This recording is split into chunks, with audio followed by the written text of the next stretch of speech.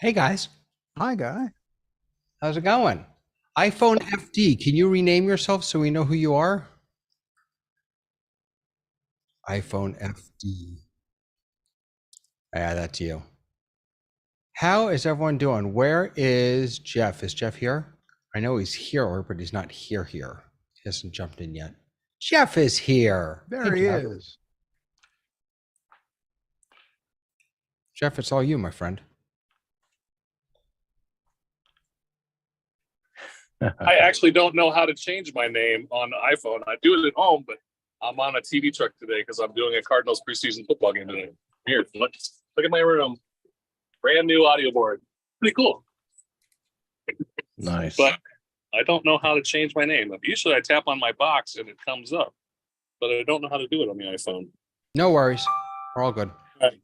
I'm only going to be here for a couple minutes anyway because people are going to be showing up here soon and I'll have to go to work. I just wanted to stop in and say hi to Jeff. Congratulations on the new gig. I'm glad that it's going to continue. It's not going to die on the vine. So that's all I wanted to say. Yeah, no, I appreciate that. and for everybody, it's Mike, right? Very good. Well, welcome to the Zoom Test Kitchen. Every Friday afternoon at 3 p.m. Eastern, we come together. We've been doing it for 3 years, and I think it's 3 years and a month. And it's been great. We've learned lots. We've shared lots, and all that. I hear myself coming back into my ears. Don't know if that's me. I'll try to resolve that. But anyways, it's a good time. It's a big day.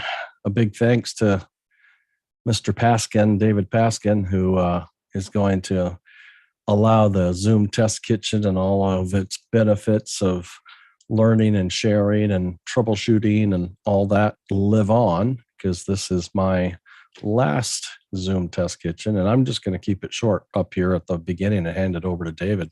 But for those who either didn't get the email or didn't have time to read it, I sent out an announcement that I've taken on a new full-time role that will keep me busy Monday through Friday with a construction company here in town, but they have 26 offices throughout the nation, and they've asked me to head up and continue to build out their collaboration platform, which is the dark side when we're in the kitchen because it's Microsoft Teams.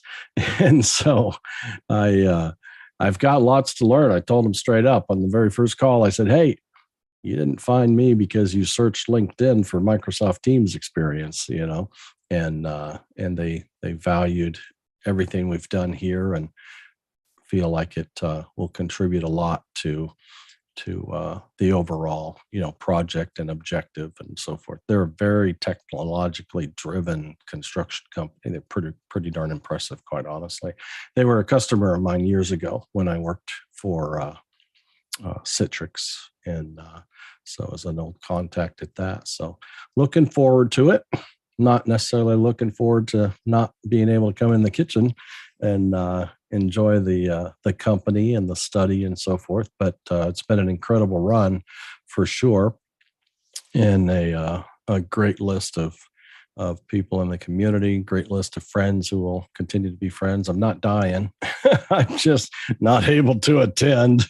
Feel like they're supposed to be awake or something, but there's not. So speaking of people who have passed, we had a local officer go down in the line of duty the other day, and this afternoon I actually have to jump in the helicopter and capture footage. They're doing a big procession and parade today for the public and so forth. So we're going to go catch that. But anyways, lots going on. I feel like I'm a little bit out of touch, even with some of the latest releases of Zoom, quite honestly. And that's probably the first time I've ever said that in the kitchen, just because I've been away a bit. But there's been lots released, lots coming. There was a big scuttlebutt last few days over their terms of service changes regarding AI and not taking claim. It wouldn't be say they said they're taking claim to your data, but being able to access it and train the AI from it and so forth. So through a lot of people sideways for sure. And I saw a note from Betsy, and she got a lot of contacts from her customers. It's out there in headlines and posts and so forth. So, anyways, in Zoom fashion, in Eric Yuan's fashion of transparency and honesty and making changes when necessary and so forth, they have countered it with clarity and countered it with the statements of we'll make adjustments where we need to make adjustments to make this right as well. So it's a company I've always had a great deal of respect for. They've never struck me as a Google and others who are there kind of sucking the world dry of data and doing who knows what with it and selling it and all kinds of things. And so Zoom certainly isn't that, won't be that, doesn't strike me as that. And I probably have a deeper level of trust in the organization than some folks do. But needless to say, I think there's a lot to be said. So with that, any questions before I officially hand this kitchen over to Mr. Paskin?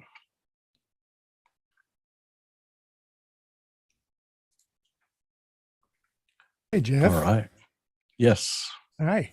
Hey, I was wondering about the companion modules that you were working on. Is that a continuing project? It is. I brought it up in front of me for the first time in at least a couple of weeks. But And now congratulations on your new gig, man. Thank you. Yeah, those panels,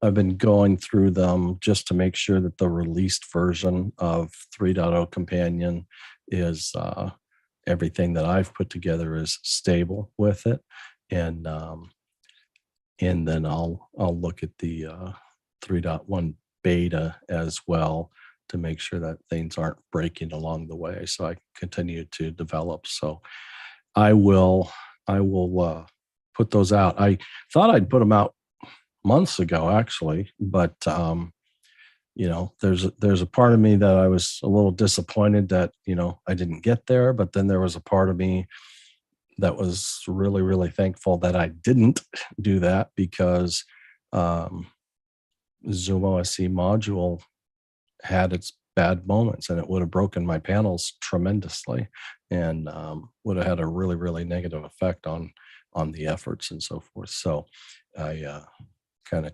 quietly grateful that they didn't go out. It would have caused a lot of calls and a lot of support, and I wouldn't have had a way to fix it right away as well. So because it was always built on 3.0 beta, and that before it was released, and so now that it's stable, I feel confident, and once I release it, it'll stay solid. So that's a good thing. Thank you, Marty. Appreciate that. Appreciate everybody's support in the kitchen along the way. So keep spreading the word that it is still alive and well, and lots to do. Jeff, we got a couple hands up. Frank wanted to say hi. Yeah, absolutely. Frank. Hello. Congrats on the job.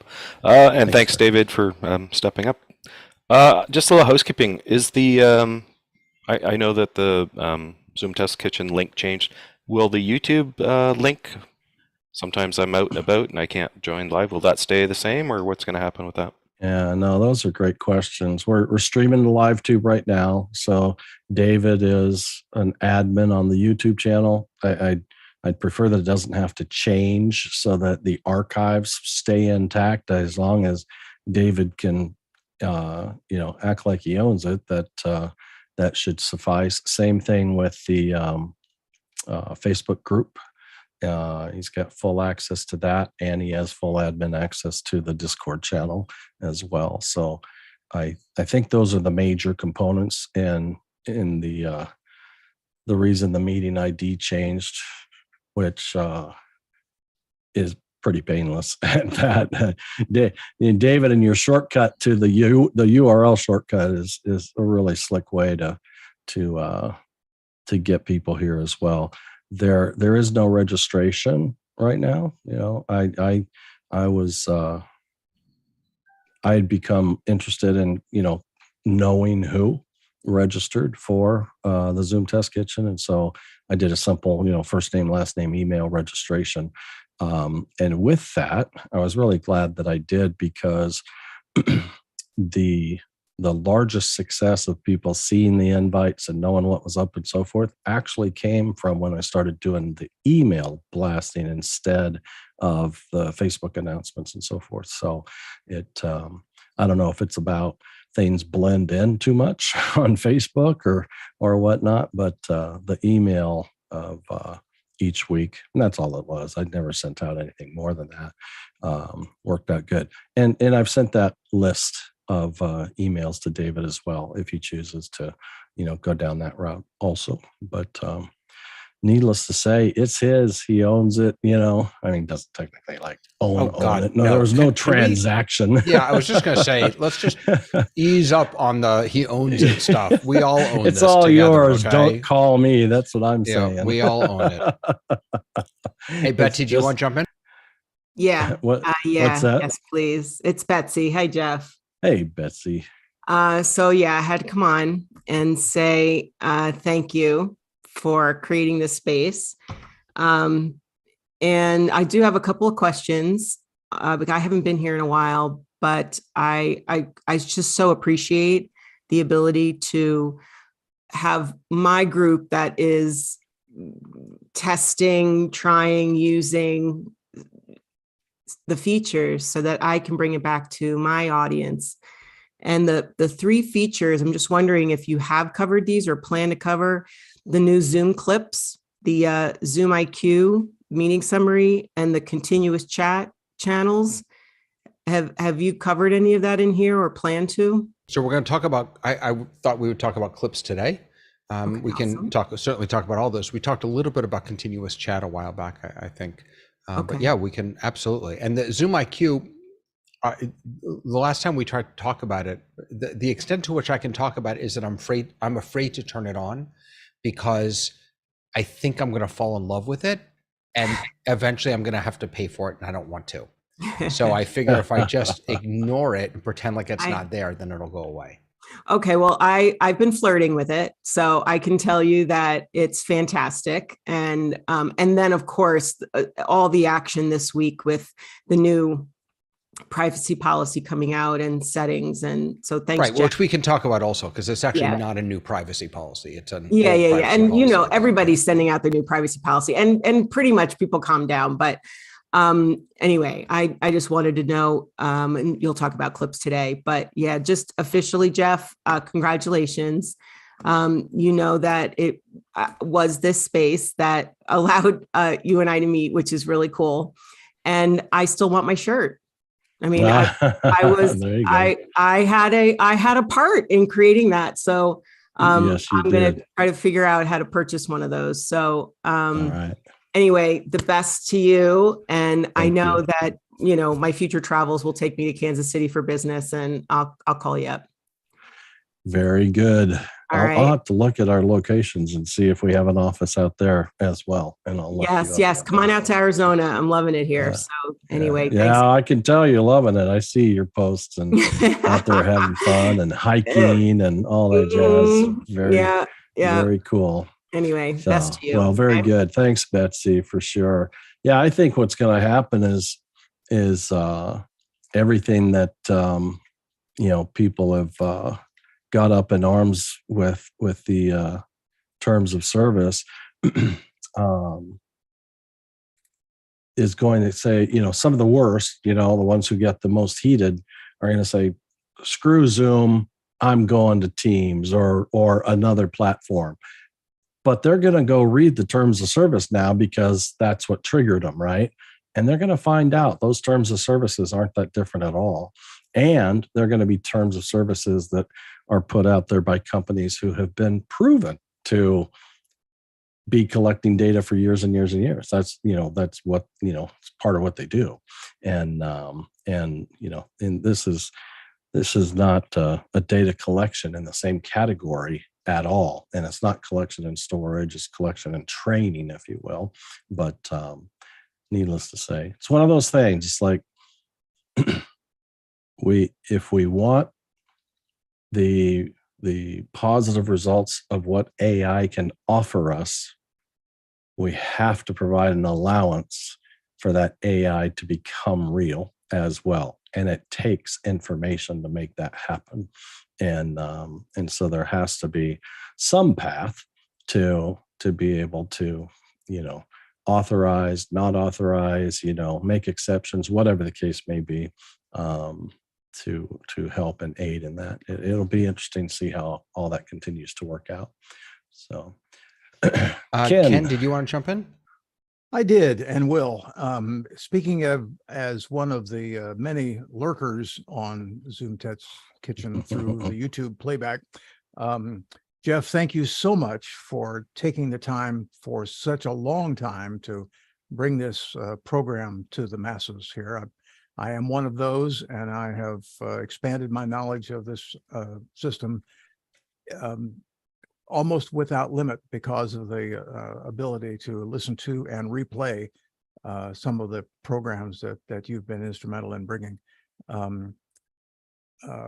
Rabbi David has a great set of shoes to fill here, and I'm also just as glad that you found it appropriate to pass the baton on to someone who I know can continue this good thing that you're doing. Thanks a lot. We really do appreciate it. Well, thank you, Ken, very much. And I really do, like all of you have tremendous. I mean, I think if we would have raised our hands and pointed at who, it would have been David. And so I'm glad he raised his hand and chimed in and has always been, super helpful and willing to, co-host in my absence and so forth. And I wish I had half the personality on camera that David does. He's an easy teacher to listen to. And this job really isn't about being the head teacher. It's really about just, providing a meeting space and maybe moderating some conversation, getting things started. But it does lend itself to, waking up on Thursday or Friday and feeling the pressure of having to be prepared, knowledge wise and the whole bit. I mean, David and I spent a ton of time, building out our companion panels, very early companion 3.0 beta, days and days and days. And so it's one of those things, part of it is self-serving. Part of it is we know we're going to share, the results and the challenges along the way.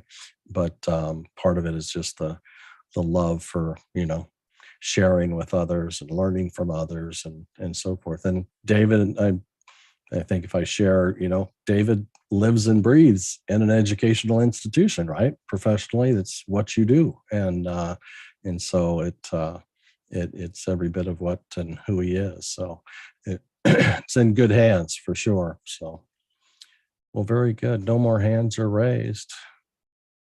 I think I'm gonna hand it over to you, David. It is officially yours to host and schedule and announce and think up topics every week.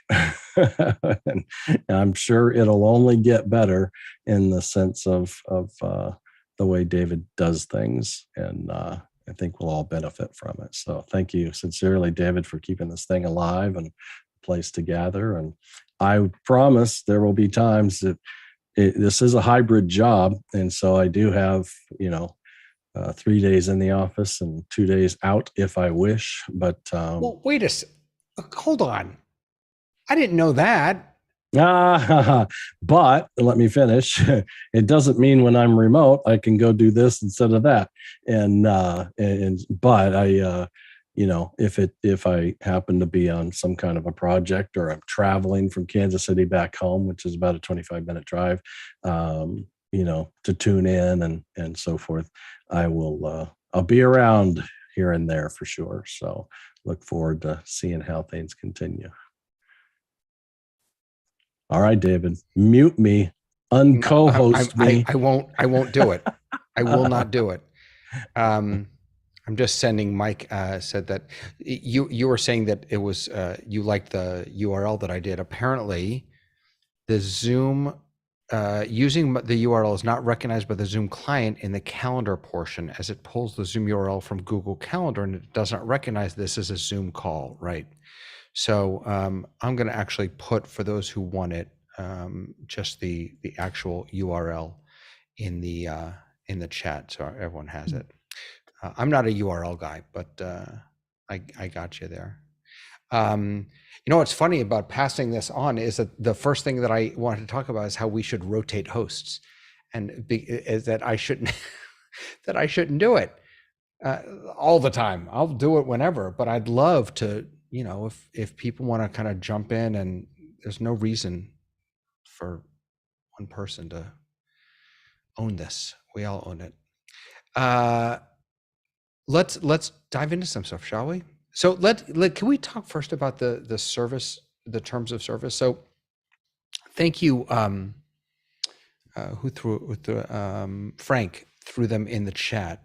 I'm actually not seeing, Frank, section 10.4. I pulled it up, and for some reason it's, oh God, hold on. My thingy has to restart. For some reason, 10.4 for me is not what 10.4 is for you. I didn't copy all of it. I took the last sentence because it was too many characters to fit in the chat box. Oh, you retain all. I understand. Okay. So basically it says, notwithstanding the above, Zoom will not use audio, video, or chat customer content to train our artificial intelligence model without your consent. So yeah, I keep seeing on the support forums, people are looking for a way to opt out. My understanding is you have to opt in. It's off by default, and you have to opt in. So you don't opt out, you opt in. But right, I'm not a lawyer, so I don't want to say that. So for they put a blog post up about this, and the bottom line of this is, first of all, it's only in ZoomIQ. So if you don't have ZoomIQ, I'm not sure that it even matters. But their takeaway, or what they wanted to be their takeaway, is Zoom does not use any of your audio, video, chat, screen sharing, attachments, or other communications like customer content such as polls, results, whiteboard, and reactions to train Zoom's or third-party artificial intelligence models. Period. Boom. So I think the fundamental question is, why did they make a change? Or again, I don't really think that it was a change. I think the change happened in March. And what they did here is just reword some things, if I understand it correctly. Let's see. In section 10, yeah, see, and again, when I go to section 10 of the terms of service, I actually don't see what they're showing us here. Happy to share my screen if you want. Yeah, by all means. I mean, section 10, I've got data usage license responsibilities. Oh, there it is. Oh, you know what? This is... It's right here. Yeah, 10.2. Oh, wait. Now, why is yours different? Don't know. So this is interesting. Check this out. So this is when I clicked on your link. Here it is, 10.2. I was looking at 10.4 for some reason. But now this is, oh no, it is the same. Why does yours say 10. Am I losing my mind? Does yours say 10.4? The part I quoted was from 10.4. Customer license grant. I know this is kind of unimportant, but if you look at my screen, it's 10.2. I know they edited the text in the last couple of days. Maybe one of us has an older version. I don't know. Might refresh your screen. You think refresh? All right.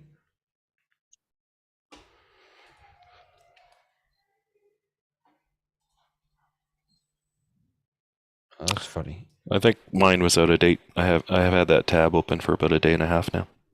Oh, okay. I thought I was losing my mind. All right.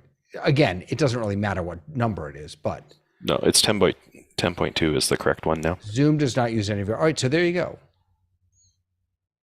So what was the hubbub about? What was the whole mess about? I think a lot of people, maybe they've read posts on the internet, maybe they're clickbait links, I don't know, but people seem to have the concept that Zoom has changed the rules and they're automatically going to use artificial intelligence on all of your chats and your videos and the AI stuff, and that's not the understanding I perceive from what I've read from Zoom's official comments. And I think there's been some discussion on a couple of places where I've been. The usual paranoia. Oh no, you're going to be using our stuff and you're going to feed it into an AI engine like ChatGPT or whatever. And one of the things that I put, for example, on Denise's Zoom events group is, look, Google tracks everything you do, every data point that they can possibly get. They do that to feed their advertising algorithm, and Lord knows what else. And that's Google. Now Zoom has said we're going to use it to improve customer service. That's the only purpose that they've actually said they're going to use it for. And I think they have been in their blog post pretty transparent that says, look, we're not training this to go do a whole bunch of things. We're really going to look at it and use the data and aggregate the data. And I think the term AI means so many things to so many people. They're just talking about using smart analytics. But again, just to clarify, even if they are going to use it for even those limited purposes, they're not taking it without our permission. This is, again, opt-in. Is that right, Ray? I don't know. My read of this is that the opt-in part, I think, is if they decide to use it for some other evil purpose, then you will have to opt in. But the part where they're going to use it just to make their service better, to me, is like aggregating a whole bunch of data, and they're going to use AI to sniff through it. That's my interpretation. Right, which is what absolutely everything. If you have a smartphone in your pocket, the way that it does, what's the text thing called? I just lost the word. Where it knows what to type next. Autocorrect or predictive text, and things like that. Yeah, it's all. If you've got a phone in your pocket, everything you do is being tracked. Right. You don't need Zoom. Tom, did you want to jump in? Yeah, I wanted to share what my experience was as far as the whole hubbub. So my business partner sent me this link, just throw it in the chat here. And so Andrew Coate on Twitter said that Zoom updates its terms of services and becomes the NSA 2.0. And so I think a lot of the reaction that people had was that they read it as Zoom saying that all data, all content that is within your Zoom sessions becomes the property of Zoom Inc. in perpetuity. And a lot of people... Can I just ask while you're talking, so where is this from? Like, was this in there and then they took it out or something? Well, then as I was watching this, just a few minutes later, Zoom responded directly to Andrew with this. And basically, they updated their terms in section 10.4 to further clarify that they do not use audio, video, or chat customer content to train our artificial intelligence models without your consent. So the from what I saw and what my concern was with the clients that I work with, for both, Zoom.us and Zoom.gov, was if they were going to go, oh no, every single thing that we do on Zoom, it then becomes the property of Zoom, the company, and they can use it for any sort of promotional material or anything else that they want to do. And I think it was that they updated their terms of service. And then some people saw this and the language was too vague. And so then they immediately did another update to the terms of service to clarify that it was strictly for their learning models. Certain elements were going to be used in their learning models, but that they were not claiming to have ownership of the content of the IP essentially of any content that was shared within a Zoom. The key phrase seems to be service generated data. That Mhm. seems to be the problem here, right? Because Yeah. their response is, they never said anything about service related, or what was it, service generated data. Their response is, we're not using audio, video, or chat. So I wonder what So- this So is. let me share something from this gal. She's a CISO, a Chief Information Security Officer. I would say an individual who can certainly get people's attention when that title is highly concerned. And so this was 4 days ago. She shared this. She said, for those who discuss confidential and proprietary information in Zoom meetings, it's time to look for a new platform. The terms of service allow for machine learning and grant irrevocable rights to Zoom. And she actually included, I thought it was pretty smart, because the big question here, even in the kitchen, is what is it that got people all riled up? This is 10.4 in their terms of service 4 days ago. And it says, you agree to grant and hereby grant Zoom a perpetual, worldwide, non-exclusive, royalty-free, sub-licensable, and transferable license, and all other rights required, which is a little too vague, or necessary to redistribute, publish, import, access, use, store, transmit, review, disclose, and it goes on and on. That freaked the world out. But wait, what comes after that? To do all that stuff to what? Yeah, for what?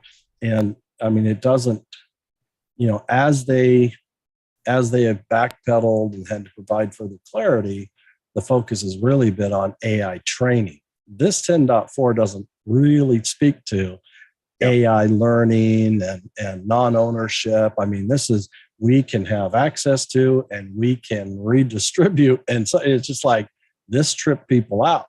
And so it, I think it was just a really poor choice of wording for sure. I think legal got it, and they didn't test bed this. If they would have test bedded it, it would have got shot down in a heartbeat. But Jeff, I gotta tell you though, I'm not sure this is just a poor choice of words. I mean, this is a 180-degree different term of service than what we have now.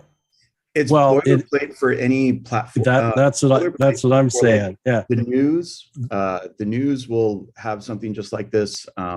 Any sort of time that you are filming a television production, it's exactly what they say in there, because they're trying to cover their butt, that anything that they put on the air, they have the ability to reuse whenever they need. And you can't go after them for saying, oh, well, you're using my TikTok is using my video for promoting their own services or to share with other people. So I think it's the fine line of, this is a service that is being used for internal purposes for organizations, groups, and so forth, versus something that is it's language that's intended for external use, for publication to a broader audience. I wonder what the terms of service are for Zoom.gov. I should look, but I haven't. And even comparatively speaking, I haven't gone and looked at the Teams terms of service or other like platforms. What are they really like as well? I just really don't feel like that 4-day ago version of 10.4 actually represents the Zoom that I know and have come to understand and trust, versus either an agency, legal agency, that helped create this paragraph. And I think boilerplate is a really good description of it came from somewhere and somebody just went with it. And I'm sure it's not that simple.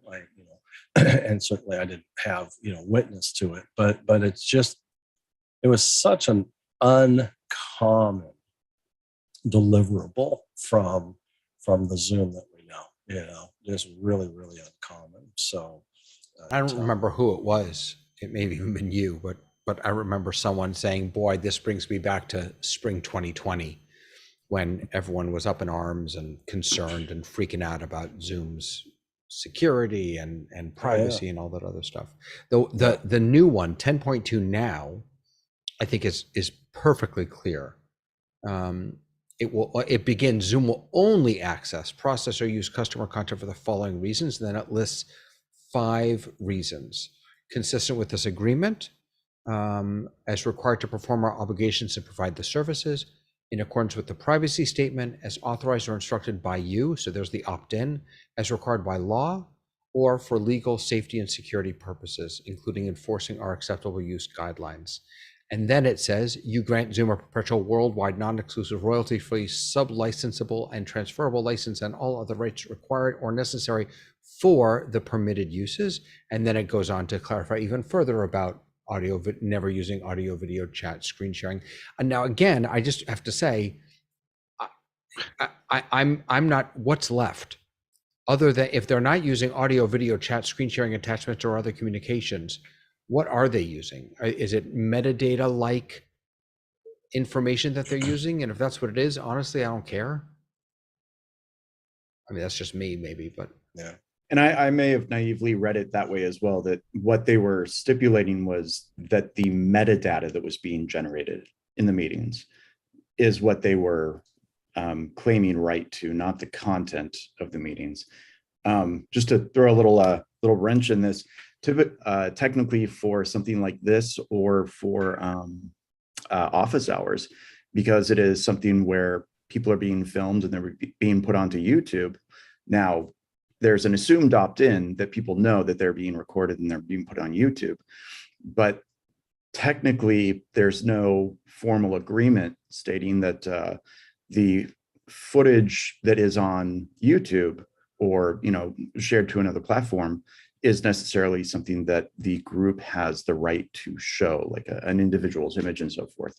So that's just one of those kind of fine lines that I think, considering everybody is here as an opt-in, we've all. But isn't that covered with the pop-up that you get for this is being live streamed? Regardless, this is a public meeting that anyone can attend. It's not like a private meeting that absolutely requires your consent for something like that to then be broadcast. But this is a public meeting, and I hope everyone here knows that this is being put on YouTube and recorded and that sort of stuff. And the actual obligation, not a lawyer, but from my perspective, the obligation to inform you that you're being recorded and might end up on YouTube is sort of not required. Yeah, there's not a stipulation. But it is provided by Zoom. That's sure. That's the thing. But it is provided, which is a good CYA that's kind of built into the tool, right? Absolutely. Except when it first got released and then announced it to the world audibly, and then they fixed that. But at least everybody, I mean, if an e-signature on closing on $1 million home can be as little as clicking the mouse on a screen, certainly clicking OK, I know you've told me that it's being live streamed and I stuck around, should be just as powerful. You know what I'm saying? Yeah. Marty, you want to jump in?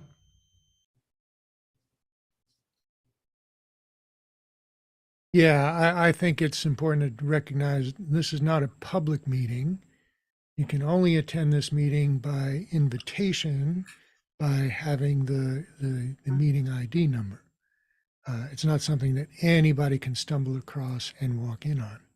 Well, that's not exactly true, because I've publicly advertised the meeting ID and password to this meeting across Facebook and other platforms for 3 years now.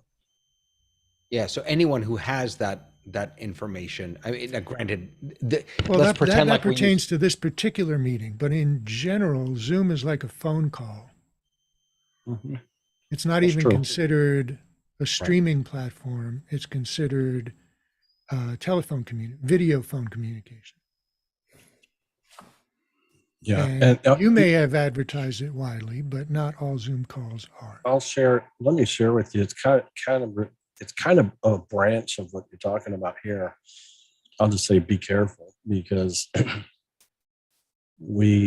so twice a year we have this big broadcast from our church that I lead the tech on and make sure happens. And we used to target our own platform, and then just let the membership know. And so the viewership was like 4,400 people or so. Well, they got rid of that platform and they opted into Zoom Enterprise during COVID. And so now we go to Zoom. When we targeted our own platform, you actually had to provide your membership of the church ID to be able to get on that platform. And when we went to Zoom, that's no longer the case. And what it surprised me, just the last time, just a few months ago when this happened, I got an email from a service, and I can't remember what it was, but basically it was like webinar TV. Who is this? What is this?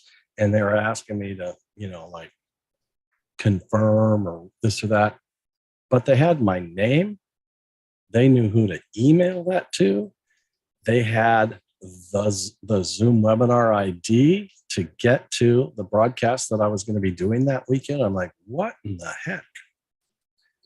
And what had happened was I create the IDs like you guys do, send them to the leadership teams. The leadership team, either share it with their membership, or they might put it on their Facebook page. And that's the gotcha right there. Is the moment you go out to a Facebook page or a group or whatnot, they have this company, created their own bots to go scour the world and these pages looking for webinar IDs, webinar meeting IDs, and then turning them into a channel that they hosted. And it's like, wow, that's crazy, and so, so much, I would say, support is like, it's real. I mean, they didn't get in and breach Zoom. They didn't breach my scheduler inside Zoom. It was a human thing, much like phishing. Most popular phishing attacks are human beings, right? That respond. But to know that that's the case, that the scouring is going on out there to find these meeting IDs and these webinar IDs and so forth, and then publicize them, just, I would say, strongly supports the need for registration, Zoom registration, the authentication requirement, the password into a meeting. And, there's just multiple layers of things that can be, turned on or turned off or left off or whatnot. Jeff, can I just say, though, I don't disagree with you, but I do think that sometimes I'm that, down here in Florida, every community has a gate with a security guard there, because, they keep us safe. These guys who are being paid $12 an hour. The ones who pick up the phone and call the police when there's a problem. Right, exactly. So I'm that guy who can't stand the security guards, but I think it's important to remember that this is not a Zoom problem. This is it's not even a technology problem. This is a world problem. So by way of example, this past Saturday, we had our services here in the temple. We do not do it on Zoom. We do it on YouTube and Facebook. There's an anti-Semitic extremist group that has been targeting synagogues. What it does is it looks for your live stream on YouTube, on these social media, and then it calls your local police departments with enough information about your site that it can see on the live stream, and it says, I'm here, I'm going to kill myself, I'm going to kill other people. Yeah.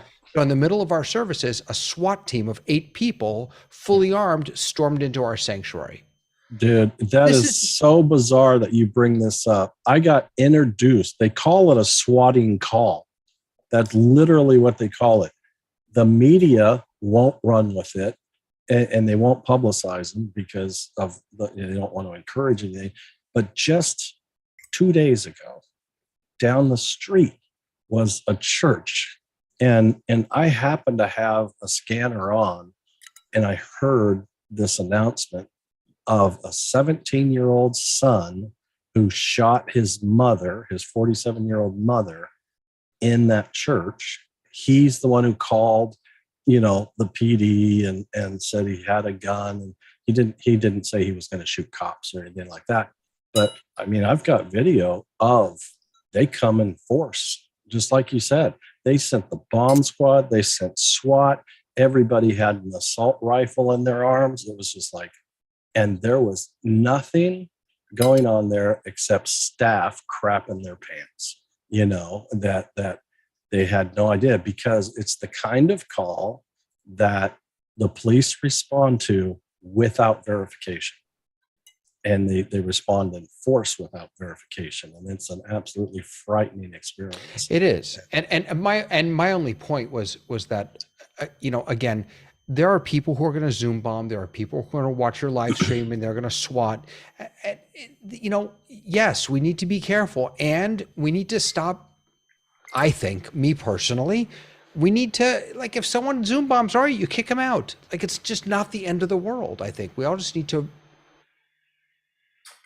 Again, I'm not working in government, so I'm not handling sensitive nuclear, secrets here. So maybe I'm less sensitive to it than I should be. But I think that for 99% of the folks out there, we need to be careful. We need to be thoughtful. We need to use waiting rooms or passwords or both or signups, whatever. And we need to, not lose our minds.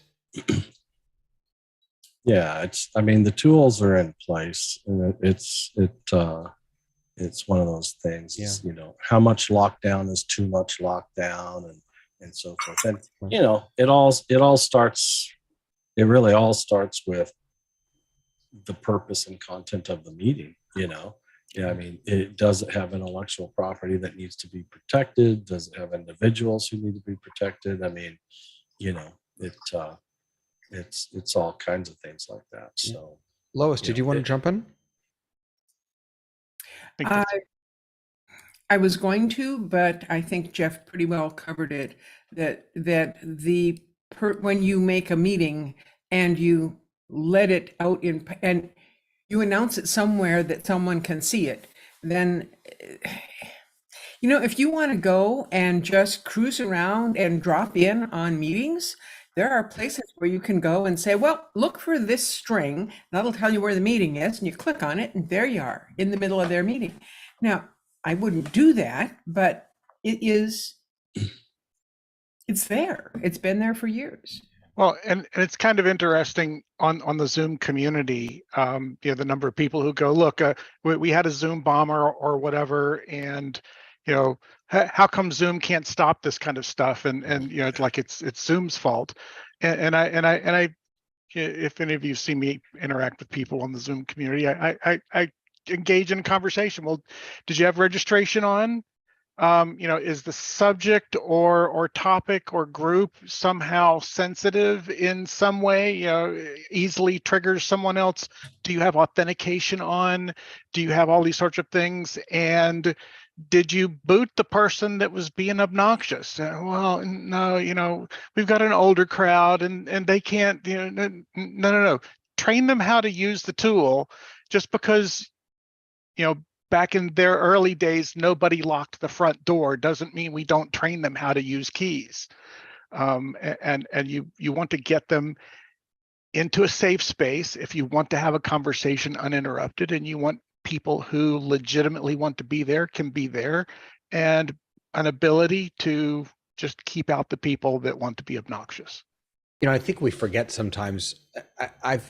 When I was up in Massachusetts for 25 years, I was the rabbi of a community, of a temple.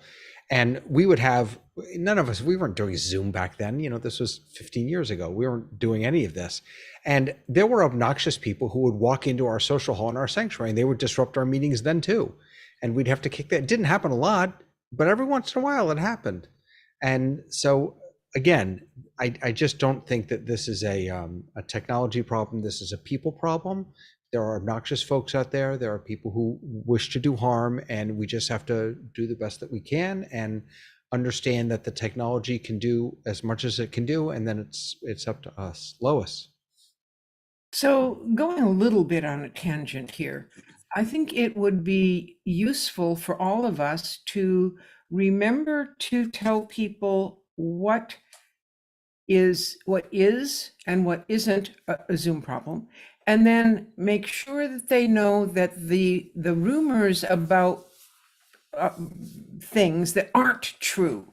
For example, I have a couple of friends who will not use a Zoom meeting because they absolutely know that once that camera is on, there are people who can watch them. You can't tell they're there. They're not in the meeting, but there are people watching because they're using Zoom. And it's like, no, it doesn't work that way. And yet that, I think, is a common misconception, especially with people who are not very techno savvy. That's not people on Zoom watching them. That's Jeff from the helicopter watching them with the camera that he's got. That's crazy. Yeah, it's it's one of those things. Because I own a webcam, the world can watch me. It's like, well, kind of needs to be plugged in and connected to a software package or some. I mean, there's a certain level of common sense that has to be applied, and then there's reality, and then there's this little gap in between called when you turn your phone off. Are they still listening? And I have a circle of folks who are producer filmmakers who are in China. Their protocol as filmmakers from the US was when they huddle, they shut their devices off. And they did. And 15 minutes after they got out of that huddle and turned everything back on, some of them absolutely experienced pop-ups and ads that had everything to do with some of what they were talking about. You're just like, that's that area, like, is a switch really doing what a switch is saying that it's doing? I think that does exist as well. So there is that little gap between pure common sense and not. but I think Ray might agree, because he spends time on the Zoom community as well. There's a lot of complainers about Zoom, and Zoom bombing, for instance. And I'll say, especially these days, there's not a one of them who isn't trying to justify their use or implementation of providing convenience for their attendees. They just don't want to burden their attendees with registering or typing in a password, or, what I'm saying? They just click and go. I mean, now I'll say, I'm not really picking on you, David. Today was a click and go into the Zoom test kitchen, and except that's not totally fair. There was a waiting room, and that's in place. So, but it's right, and that's how I run all my meetings, honestly. Yeah, I do click and go, because and maybe it's because it's easier for me, and I'm lax about it in that way. But again, because I have a waiting room, and there is a password on this one also, but it's embedded. But because I have a waiting room, I can see, and I don't have to let anyone in. if I don't want to. Ken, I can had- You don't have to. I had to Yep. type a password to get in. I Yeah. wouldn't want to be without a password. Me Yeah. too. The embedded URL, something was different. Yeah. Well, and to be fair to my inaccurate statement, it felt like click and go because we've been typing that password forever. You know what I'm saying? So I mean, it felt pretty click and go, but I mean, you do have, you had waiting room, you did have a password, and but some people don't, and some people don't want to even do that, and it's just like you can't expect a non-interrupted deal, and especially and you haven't even gotten to the conversation. Well, where'd you advertise? Who's your audience? How did they know that this meeting existed? Then you find out it can go out there to the world, and anybody can post a meeting ID anywhere. I'm a big Ken. I want to get you in here. I'll just say I'm a big fan of making sure that my Zoom ID is something that's easy to remember. So, spoiler alert, the Zoom ID for this meeting, for this ongoing meeting, is one of my cell phone numbers. That's how I remember the Zoom ID numbers. The password is what is for me the key, the password or the waiting room. The Zoom ID, changing Zoom IDs is too crazy for me. Ken, go ahead. Well, you're right. So can I clarify what you really just said? This is a personal meeting ID. Yes. This is a cell phone number, one of your cell phone numbers that is used for multiple meetings for multiple purposes, which means anybody from yesterday's meeting or last month's meeting could show up here, but the password is different. That's what you're saying. Yes and no, because I created a separate Zoom account, and this for just Zoom Test Kitchen on my business account, and this PMI is just for that. So I never will use this PMI for any other meeting. I got you. But on my main account, yes, you're absolutely right. I use my PMI for every meeting that I do on my main account. And I've been doing it that way for 3 years. And I don't think people like talking to me because no one shows up again after with me once. And then Ken, go. Well, you're right about the PMI. That's my cell phone number too, and it's for my convenience. I know what my number is, and I don't have to think about it anymore. But when we talk about security of meetings and stuff, David, you're right. There have been that small fraction of the population who has always been disruptors. It's just that nowadays, through the miracle of modern electronics, we can disrupt on a wider scale with a little less effort. But that doesn't mean that we're less well behaved than we always have been, or that we've learned anything over history. There's still a bunch of fools out there who want to do silly things like this, and they will do that. So it's always necessary to have some kind of a breakwater safety team, whatever you want to call it, to respond to things like this. And Zoom has those tools, and Zoom will not and should not loudly identify the fact that those things exist because of the adverse effect it has on customers.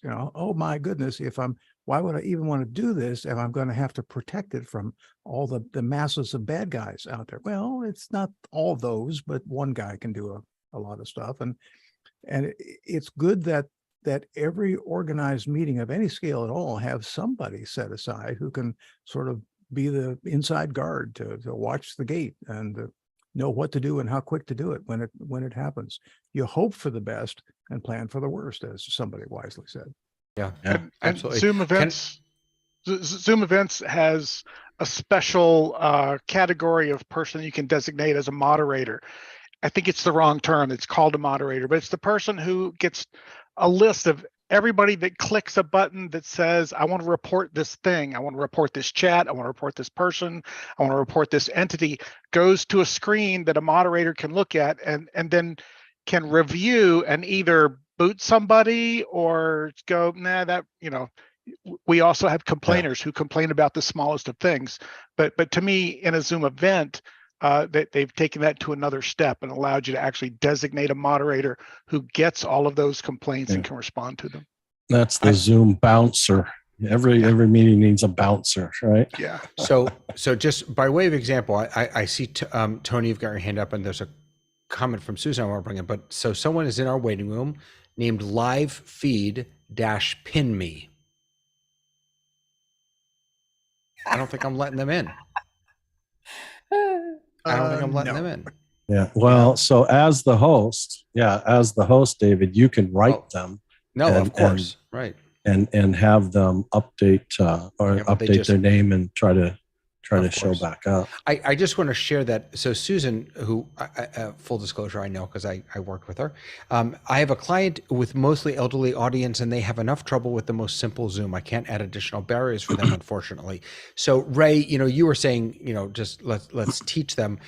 I want to say that Susan is also in a faith community, and it's hard enough getting folks into our services and our classes.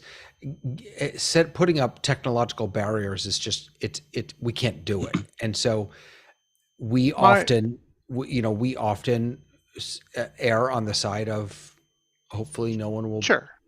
Yeah. And I understand that as well. The one thing that I tell people is you do absolutely have to have either a waiting room and someone who makes those hard judgments.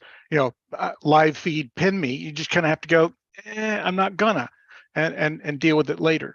From my perspective, if you're thinking about not really having a waiting room, the passcode to me prevents those few people out there who just go, I'm going to put in a meeting ID and see if I can get in.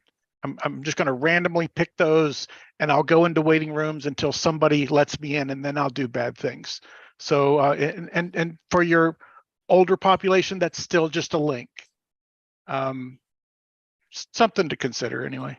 Absolutely. Tony, do you want to jump in? Can we just say, by the way, how good it is to see Tony?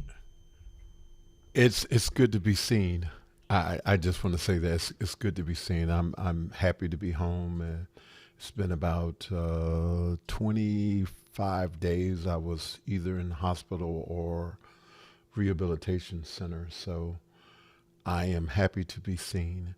I'm struggling with this conversation that we're having today because I work with a house of worship that is 20 or less membership.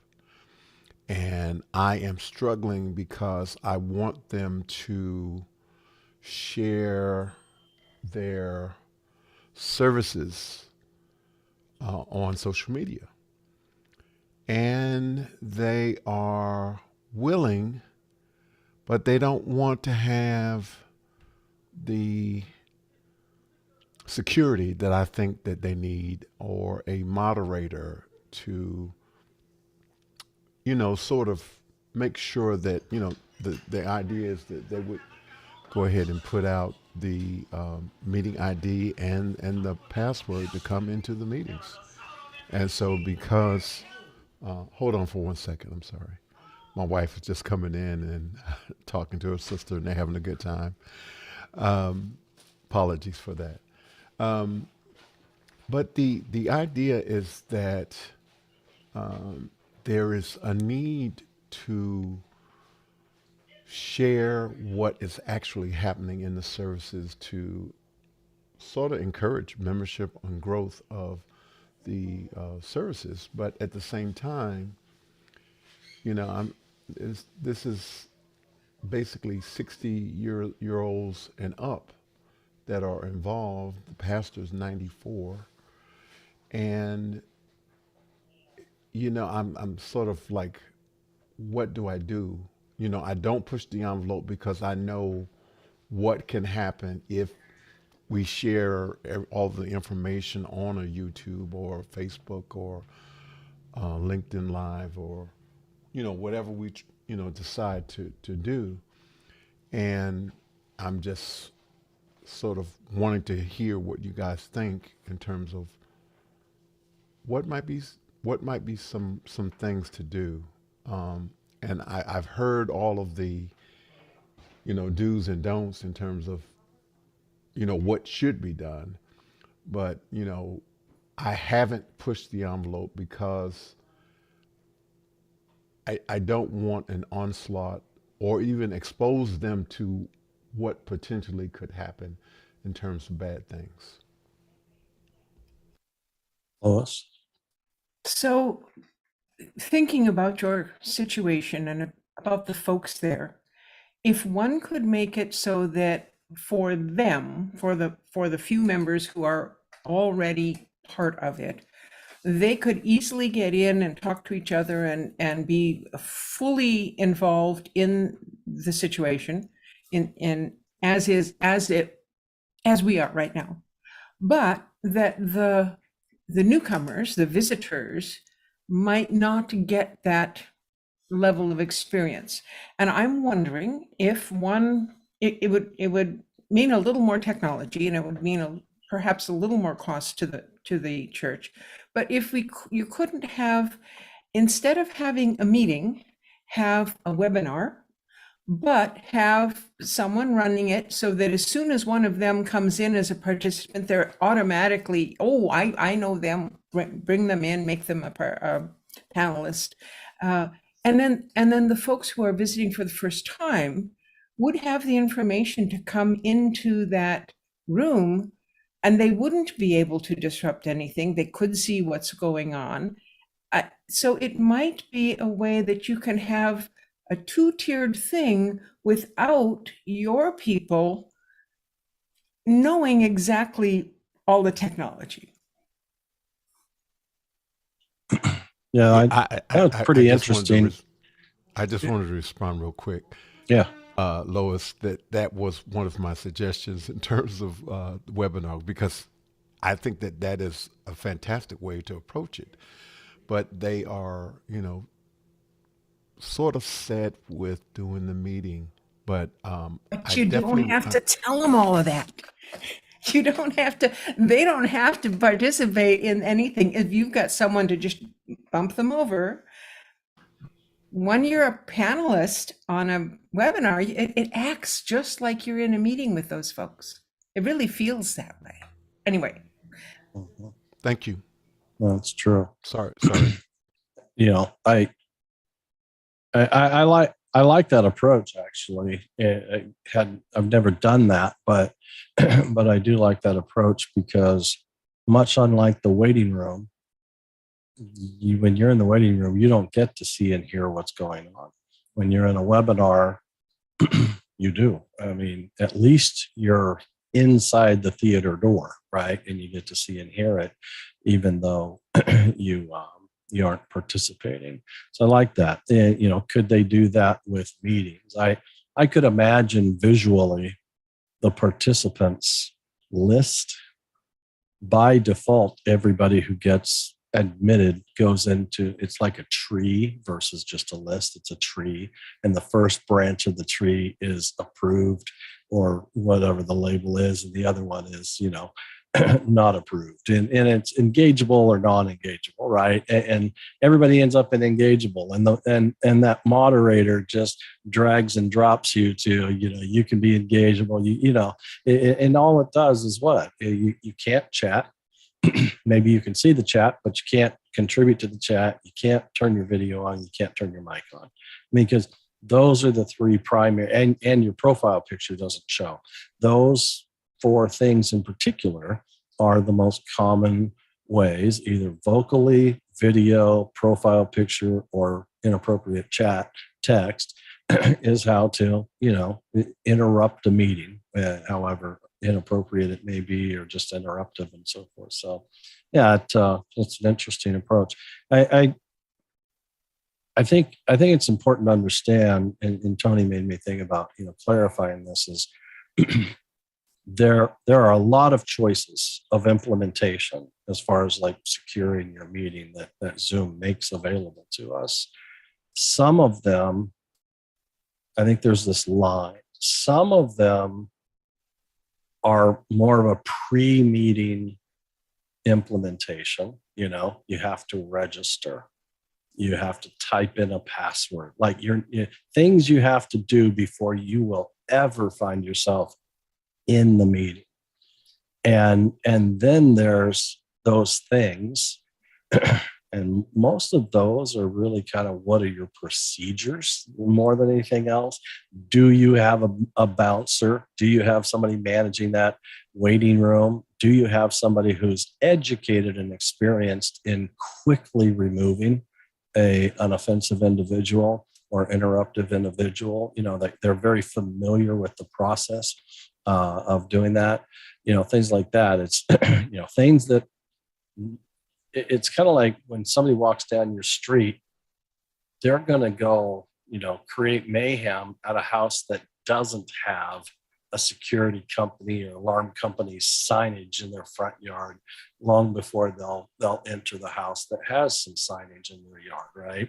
And same kind of thing with Zoom is you can implement features that thin the group. So those individuals who are out there lurking for, you know, publicly advertised meetings to go, you know, create problems. You know, if they get the meeting ID, but then they find out they've got to register, they basically have to, you know, give up, they have to authenticate and so forth. They're just usually going to walk away, right? Because it may be more of a hassle than they really want to contend with.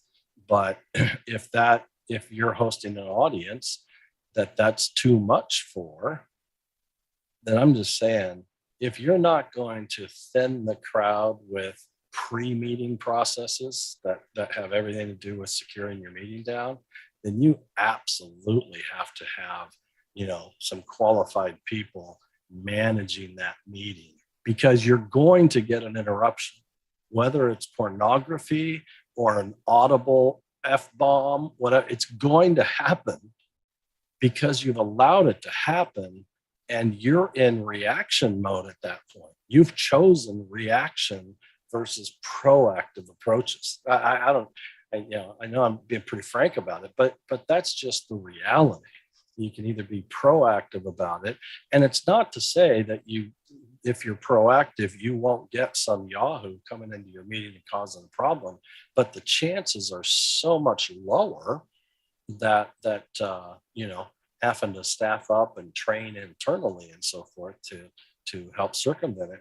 But you really kind of have to almost let your audience know there's a chance we'll be Zoom bombed today. You know, like, I mean, that sounds absurd, but the fact is, because we made it so incredibly convenient for you to get into this meeting today, there's a chance that we'll have trouble, because that's the reality. I'm not saying you really have to announce it, but that is the reality. As us who are creating meetings and hosting meetings, it's just an unavoidable reality. We got a bunch of hands up. I'm actually going to, Ray and Tony, I'm going to skip you for a moment because Andy Carluccio's here. Hey, Andy. He finally heard enough. He had to show up. I've been in meetings this afternoon. I haven't had a chance to watch yet on my side. But I would be, there's no way I was going to let you run, Jeff, without coming by and saying personally. And thanks, really just to echo words of thanks. I mean, those of you who've been following the program for a while remember that we had the ZoomOSC test kitchen that we did when we were under Liminal for a while, which we would do on Thursdays, which was a lot of fun and a lot of great discussions. And then, you know, we've continued to work with you guys since joining Zoom, and just the resource that this group has, you know, provided to the Zoom customer base is just phenomenal. I mean, and not only the contributions here, the contributions you've done on Zoom community, the things you've done on LinkedIn, the articles that you've written. I mean, what you've provided just as an analyst in this industry is just like unrivaled level of detail and clarity. And I think that, you know, not only are there lessons that we can take from, you know, these products specifically that you've helped people discover, but also just how to like be a contemporary expert in subject matter. Like, I've definitely learned a lot from you personally about what it means to really define the behavior and understand it and think about it and clearly and complexly. You've just set a great example for the industry. So I just wanted to come on and express, you know, words of thanks and best wishes to you, and how excited, you know, I am for you and what you're going to be doing next. But just to say from the bottom of my heart how grateful I am for everything that you've done for us. So thank you. Thank you, Andy. I appreciate that very much. You've been an unbelievable inspiration as a young human being with, you know. I was just going to say, Jeff, you know that he's our kid's age. I know. Oh, I do know. I mean, this guy, you're not even 30 years old yet, right? I mean, we got him right out of college, right? That's when most of us met him. And yeah, I mean, you're a trailblazer, Andy, and you just have a incredibly unique talent to be able to, you know, have perfect conversations with, you know, C-level executives down to technical, you know, producers, and your development teams just the same. And it is a very uncommon combination. And you have a business acumen that has, you know, won you an acquisition with one of the biggest IT companies in the industry as well. And certainly appreciate all of it, but I'm not going to let you make it about me. I'm going to. Well, I'm just saying, I didn't do this all, but if you weren't around, I wouldn't have even had a ZoomOSC test kitchen. You know what I'm saying? Like, I hear you. It was great, but yeah, I mean, it's been a lot of fun, and I'm looking forward to the next chapter with you, David, and what's going to come of it. And I'm glad that and grateful that it will continue. But you know, I wanted to express a great thanks. You know, and I think that one of the things that's interesting is I think the first time that we met in person was Zoomtopia last year, right? Is that right? Yeah, that's true. That, and I never felt at any moment that, you know, I didn't have a real friend in Jeff before I met him in person, right? It was like these connections are absolutely tangible, real connections that happen through this platform, and it's the diligence that it takes to craft a community around a subject, particularly remotely, when you have to be intentional about putting it together.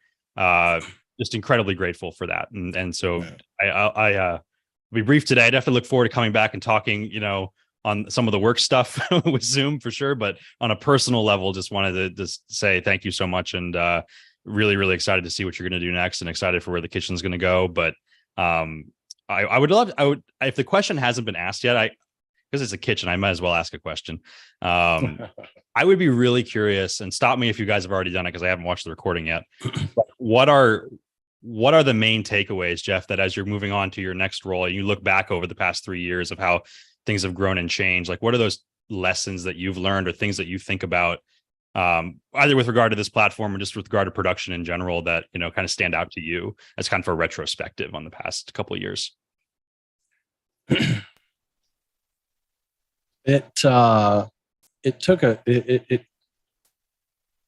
Zoom, it's not like Zoom started when the pandemic kicked in. Zoom existed, you know, long before that, but somehow they certainly took hold and became the go-to. But if they weren't the company that they are, I don't know how it would have worked. I mean, they had all their competitors, you know, giving away, you know, the use of their platforms like they were to many and so forth. But they, I guess my point is, it's a great company and organization led by an IT industry CEO who has no problem at all, and it sounds genuine as can be, to be on stage in front of thousands of people and say, I love you. Like, that's unheard of in the industry. It really is. And it just really speaks really loud about, you know, who's at the top of the company and the quality of character that they are. And when you listen back, you'll hear our discussion about terms of service fiasco that's been going on the last few days, and how out of character that seems to the Zoom that we know, you know, and almost like they don't even, it was theirs, but it sure didn't feel like it was their creation, you know. And so it really took a great product. And the acquisition you and I have talked about, your company plus some other acquisitions that they've made, that I don't know who all is involved in that. I know Brendan is certainly a part of it. But they've made just some incredibly wise acquisitions, and it's not to take people out, it's to actually bring them in, you know, and make the product better and better and better. And you know, one of my articles talked about me just being in awe of the speed that Zoom operates at and develops and release schedules. And what normally doesn't get said after that when companies do things fast is overall is how incredibly stable these often releases are. At the end of the day, perfection, no, nothing in IT is perfect, but how minimized is it, and how stable things are. And so I even during my interview process, there was one in-person interview with 3 or 4 people, but on this next gig, we had a serious conversation about community, the power of community. And, this is this is an organization that has competitors, and I recommended that we absolutely engage their competition and find out what they're doing, how they're doing it, challenges they have, and so forth for their collaboration platform. Even though it's not Zoom, I don't know what the competitors are doing, but to have that connection and to learn from others and share with others and so forth. There's just such a power in community, and being able to share and so forth. It's just there's just a genuine trust in the Zoom Test Kitchen. Just a genuine trust that I'm not going to be judged. I who host it, but I don't have to be the smartest guy in the room. I never have had to be the smartest guy in the room. And if anybody thinks that I am, and I do and say something inaccurate, it's not a big deal. If I want to defend it as if it's not inaccurate, that would be a different story. But it's okay to not be just right and accurate, because there's just things to learn. And so I don't know, it's just this grounding of trust and willingness to share. There's just no secrets. We find, I've said in the Zoom Test Kitchen, we identify the undocumented, but that's not intentionally undocumented by Zoom. That is a combination or use cases that just can't be written to necessarily, and but we identify behaviors to prepare for tomorrow and be some of the best prepared in our industry. And that's what's been the most satisfying for sure. So. Well, here's to preparedness then. And thank you for helping us all prepare our sessions over the past several years. So I just want to say thank you. I'm gonna run and catch it up on YouTube, but thank you very much. You bet. Thanks, Andy. Thanks Thanks for popping in, Andy. Andy. Time. Good to No see problem. you. I'll see you all soon. Looking forward to it. You All got right. it. Take care. Bye-bye. Yeah. All right, we got Ray and Tony. I just want to mention I had a Zoom community post a couple of weeks ago from someone who said, look, I want to have a meeting and I kind of want to have it secure, and I kind of want people to be able to come in from the public, but I want our members to be able to get in very easy. And I kind of ended up engaging this person a bit. It turns out they're from the Alaska Native Plant Society. And the Arizona Native Plant Society was really my first webinar customer 3 years ago. So kind of had a little kindred conversation there. But what I ended up recommending to them is that they have a registration only meeting, but take their meeting group, which is about 200 people, and upload them in with pre-registration. Don't make them register. Just tell them, look, we're going to put all of you guys in here and set the reminders. Well, you actually can't get the reminders on meetings, but if you're going to have a webinar, which I think they were also planning to do, have the day before and the 1 hour before reminder, and that way you've always got the link. It's there. Just click on it and you can come in. And then people who register, you can vet them to some extent. If there's someone whose email address or something looks suspicious, you can do that. And the other thing, of course, I recommended was using authentication, and that way you're sure you know who you're getting. That was my only input there. Thank you so much. Yeah. Thank you, Tony. And then, by the way, okay, Tony, and then Lois, and then it's 4:20. Unlike Jeff, I'm not going on for 7 hours. Like I want to go home at a certain point. Hey, Look, either I'm in charge or I'm not in charge. I'm just kidding. Most weekends, I'm going to want to go home at a certain point, but we should get to clips at some point. But Tony and Lois, please go ahead. Well, I'm real quick. I was just saying, as I was listening to everything that had been said about the meetings and the security, everything, I want to say first, thank you to everyone who shared all of their information. A little louder, Tony. Just a little louder. Pull that mic a little closer to you if you can. I apologize. Again, I just wanted to say thank you to everyone who shared all of their information. It occurs to me that I probably need to do some recruiting of nieces, nephews, and grandchildren of the church members in order to help me with the security and get through the process of what we're dealing with. So again, I just want to thank everyone, and I wanted to wish Jeff the best. I came in on the end, I think, of him sharing him leaving, and so I didn't get a chance to hear what your new opportunity is. But I just wanted to say thank you so much. He just got bored of us.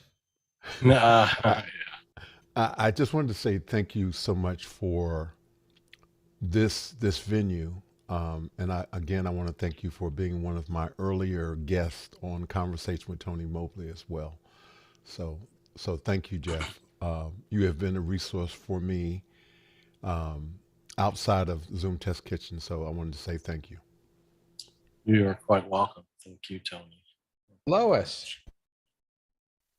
Well, I'm going to start with saying to Jeff, I remember when we were doing this twice a week. You remember that? Yeah, Remember that? That was real interesting. that was tough. Things have That was evolved tough. so much here. It's amazing. I do have a question for Ray. You were talking about registration as a way of, taking care of people. And if they have their email address, you can write to them and things like that. In the registration, can you say the meeting is on Tuesday, you have to have registered by noon Monday?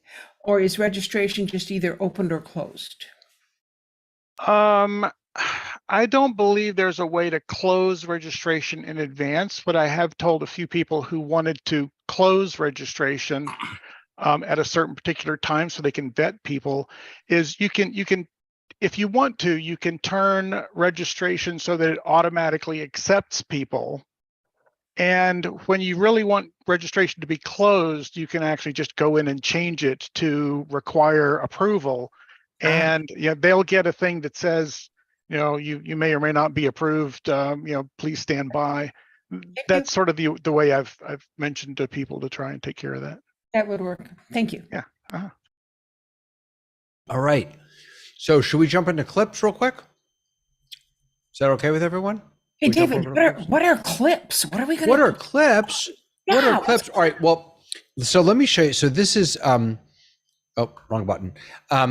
This is how you know that this is in beta. All right. Here's how you know that it's in beta. So this is my Zoom client up here. So if I click on home, black, mail, black, calendar, black, meeting, contacts, apps, they're all black, whiteboards, black.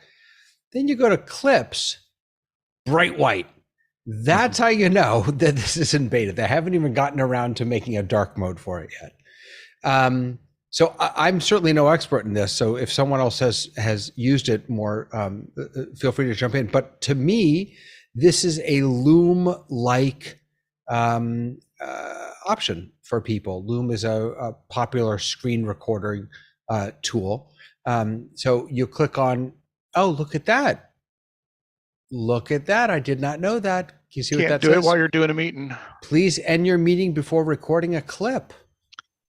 I even tried it when I was on the phone. It wouldn't let me do it on the phone. That's I did not know that. All right, so I wish I didn't do one before. In any case, when you set it up, when you click on that, you have a few different options. You can do, let's see, I thought there was a picture here. but I'm not seeing it. There, you have three options. You can do either just your camera. You can do your camera like a PIP, a camera with a screen share, or just a screen share. Those are your three options for creating clips. And essentially, as I understand it, it just creates a, is it an MP4 file? I'm not sure, a MOV file that you can then share both within and without Zoom, I believe. MP4, yeah. MP4, So it's a yeah. meeting with yourself then. So why can't you just start a meeting and record it and then you've got it? Yeah. I mean, how is this new? Advertising. Well, I think it's it seems to me a lot simpler than starting a meeting and then going into screen share and all that. I wish I had joined from I meant to join from Cuts and I didn't. David, my quick take is for someone who doesn't want to take the time to learn about OBS and just wants to record doing something on the screen. It's a fairly simple way of doing it. For those of us that use OBS or vMix or some other thing, we've got plenty of opportunities to create things and then edit them and do something with them. Right, but I think Lois's point is, again, there are only three options. There's full camera, full screen share, or PIP. Right. Which basically mimics the way that you can be seen in a Zoom meeting. So I can be, if I'm not screen sharing, I can be seen as a full this. If I'm screen sharing, there's a screen share and then there's a PIP there of me. So I guess her question was, why not just start a meeting, record that meeting? To me, this feels a lot. There's a lot. Keep in mind, it's stored on the cloud. It's not a local recording, and cloud recordings. If you use like I do, when I do a cloud recording, I check all those boxes because I want all the various things because I'm going to edit them in post. But if I just want to do a quick thing that I'm going to show to somebody, I would use that. Right. But like you, David, I was real surprised when I couldn't do it during a meeting. Yeah. Lois, sorry. Well, so if I can share, Jeff, hold on one second. Let me just get Lois in because I spoke on her behalf and I shouldn't have. I'm wondering if perhaps there are certain things you can't do by yourself on Zoom, and I'm wondering if share screen is one of them, so that if I have just turned on my own meeting with myself, maybe I can't share screen. Maybe that's the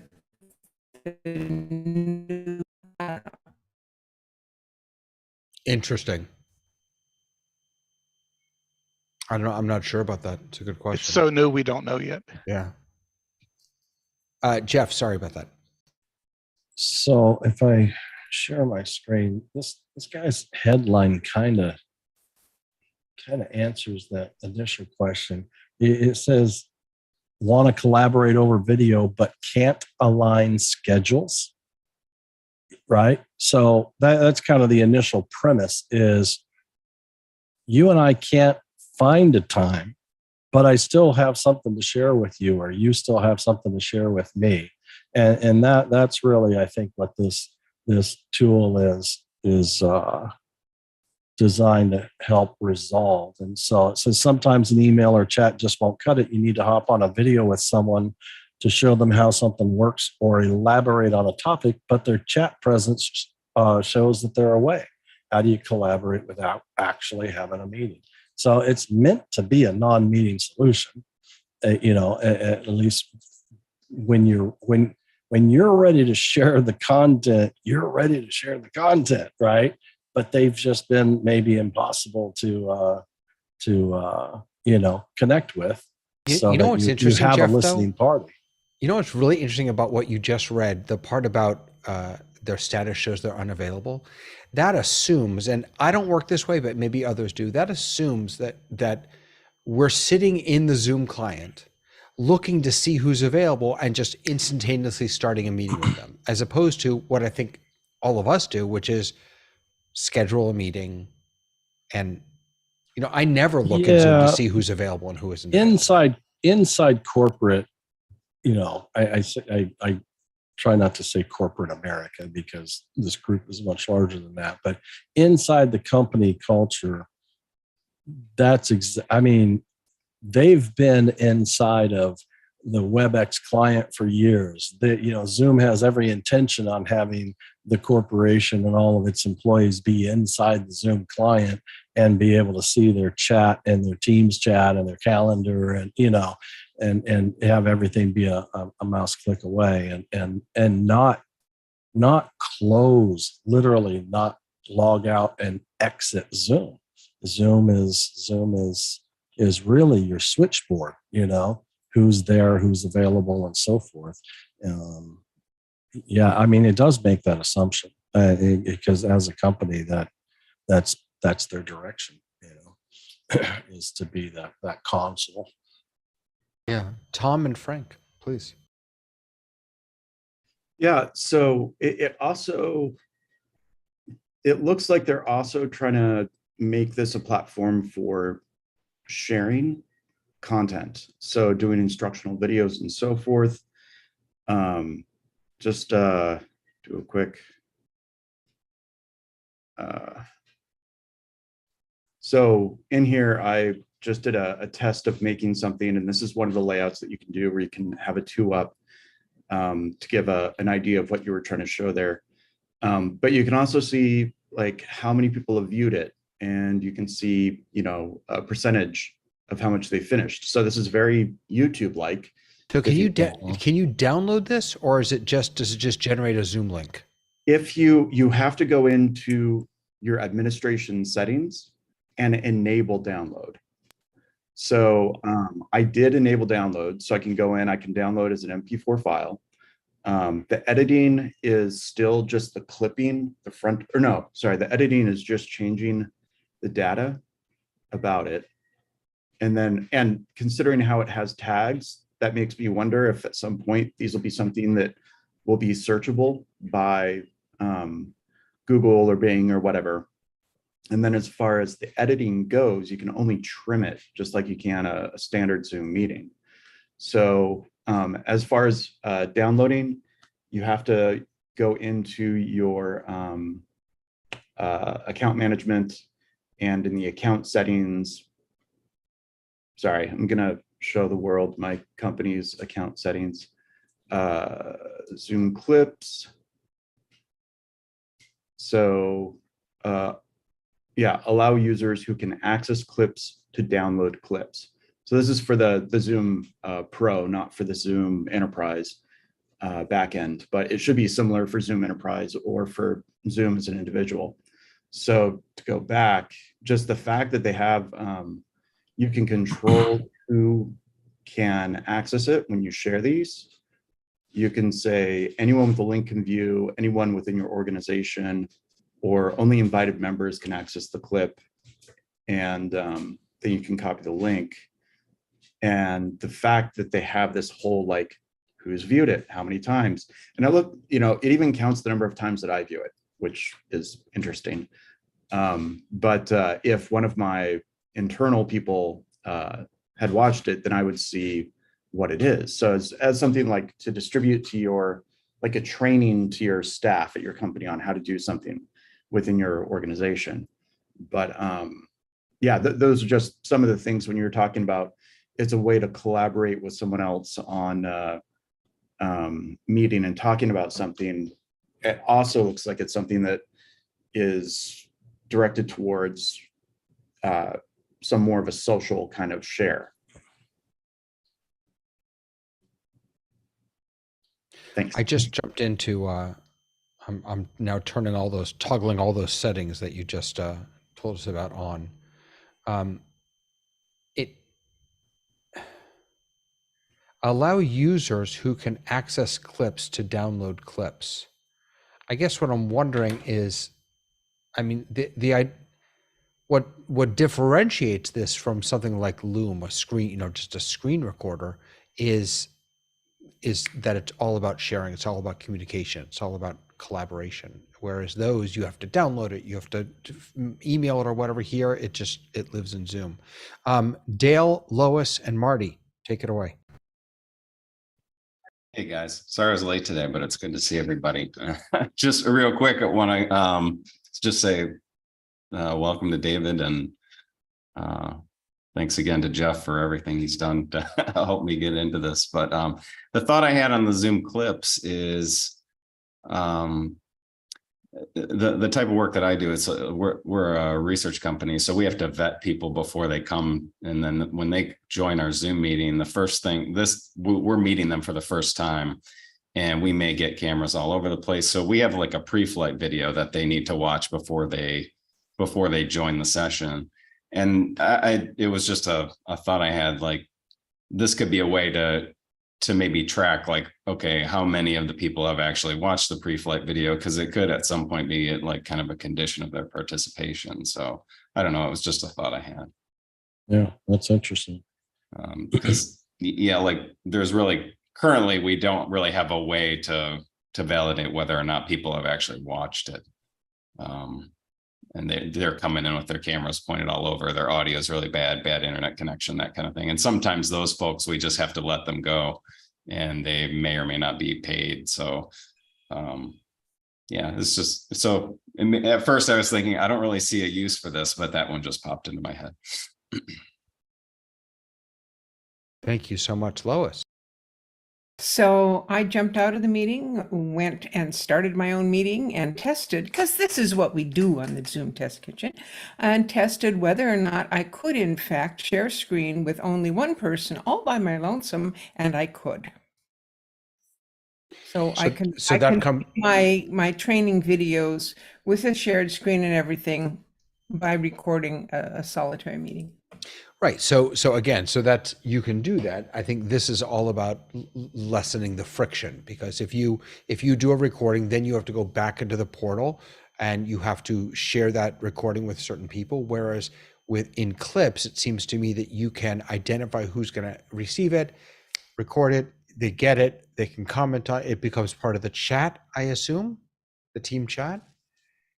Actually, that's an interesting question. I'm not saying there's any reason that this is not good. I just was trying to sure identify the differences, and the one I can see is the one that Dale was just talking about, that you know who has seen that or who has not. That'd be great if you have new crew coming on and they need to get trained on something. You know what they've seen. So I think it's a great idea. Here, let me quickly, before we jump over to Marty, because I was able to get this up on my other computer. So let me get rid of that. All right, so this is clips. So when you come in, you click on create clip, it pops up this window here. And here are those three options: screen share and video, just screen share, or video only. You can choose your computer, obviously. Excuse me, your audio source. You can choose your video source. I'm not sure that I even have a video source connected to this. We'll just use that one. And see, advanced settings. You can use virtual backgrounds, mirror my video, and then start recording. So now what it did is it popped this up. It gave me a 3-second countdown. So this is now recording me, and I've got this little toolbar here. So mute, stop video, pause. I'll go ahead and stop that.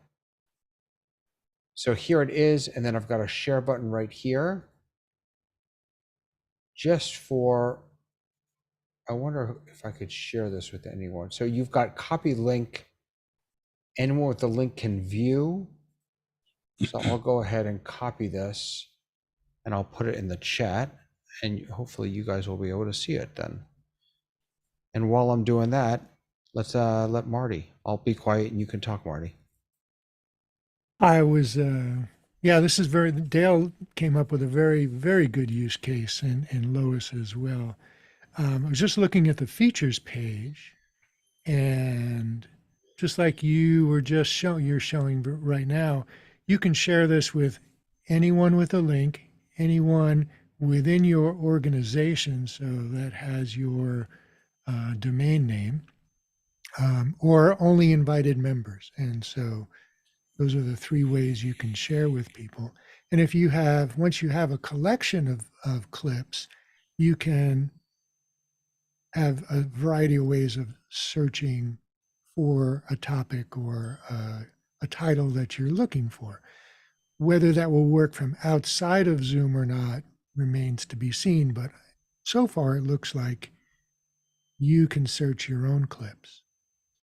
Well, I clicked on the link so it would be in a browser that I'm not signed in to Zoom with. And it says sign in, which means it's not signed in, and I can play that clip just fine. Yeah, because you have the link that anybody could use to watch the clip. Right. Yeah, So yeah. when I went in here, I bring up those sharings again. So I set it to anyone with the link can view. Yeah. So to Susan's question in the chat about sharing this on social media, it's shareable on social media to the extent that you have this link, and most of these social media sites will populate a thumbnail for you based on that. It sounded Right. like based on what Jeff said, though. There was one question about whether clips can be searchable from outside of Zoom. Can be found by That's an interesting question. I don't know about that. One of I also the don't know how to one of the- download, by the way. One of the curious features that, I mean, a use case that I was thought of when I just saw this, but does not seem to be available, is the ability to show this clip within a Zoom meeting. So it looks like in order to do that, you would have to download it and then play it and share it. Wouldn't it be cool if you could just open a clip? You don't have to download it. You can just open it in your browser window and share screen. Marty, I've asked the question already of Zoom, the guys in the clips group, and put that proposal up to them. I want another icon in the share screen advanced tab that says show one of my clips, and just pick it and stream it, because these are stored on your Zoom cloud. And so that means it plays from the cloud directly to the recipients, as opposed to a video that you would have on your machine, which has to be then sent to the Zoom server and then distributed. Exactly. Yeah. Yeah. By the way, And also they're Sorry, go they're ahead. interested in that. Yeah.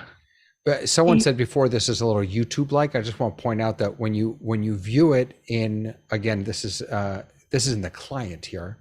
When you view it here, you can change the thumbnail, so you can actually put your own thumbnail on here. And I mean, this is never going to compete with YouTube, but actually, maybe I shouldn't say that. And based on what Jeff said, if I get the drift correctly, he said he could not play it until he logged in. So to me, that means that's not what I said. Okay. No, I said I wasn't logged in and I could play it. Oh, okay. Sorry. I thought you Yeah, said you had to log in. Gotcha. All right. Hey, I've got to jump off once again. I just want to say thank you, Jeff, for all that you've done in building up the Zoom Test Kitchen. It's a phenomenal resource, and best of luck on your new venture.